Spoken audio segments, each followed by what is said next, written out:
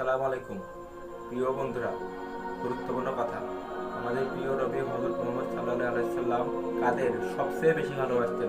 সাহাবারা জিজ্ঞেস করলেন, ইয়া রাসূলুল্লাহ, মান আহাব্বুন নাস ইলাইক, ও নবী কারে সবচেয়ে বেশি ভালোবাসেন? Who do you love the most? নবী কাকে সবচেয়ে বেশি লাভ করেন আপনি?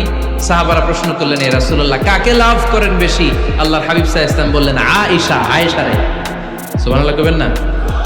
সাহাবারা বললেন, ওমিনার রিজাল, পুরুষদের মধ্যে কারে বেশি পছন্দ করেন? বিশ্বনবী বললেন, আবুহা, আয়েশার বাবা রে। সাইয়েদনা আয়েশা রাদিয়াল্লাহু তাআলা আনহার বাবার নাম কি? আবু বকর। কি নাম? আবু বকর। আল্লাহর হাবিব সাল্লাল্লাহু আলাইহি ওয়াসাল্লাম বললেন, সবচেয়ে বেশি লাভ করি আয়েশাকে। সাহাবারা বললেন, ওমিনার রিজাল, পুরুষদের মধ্যে কারে বেশি লাভ করেন? আল্লাহর হাবিব সাল্লাল্লাহু আলাইহি ওয়াসাল্লাম বললেন, আয়েশার বাবা রে। সুবহানাল্লাহ পড়েন। আম্মা জান আয়েশাকে বিশ্বনবী এত ভালোবাসতেন। আম্মা জান আয়েশা পেয়ালার যেইখানে ঠোঁট লাগিয়ে দুধ পান করতেন, বিশ্বনবী পেয়ালার ওই জায়গাটা খুঁজে খুঁজে ওই জায়গায় ঠোঁট লাগিয়ে দুধ পান করতেন।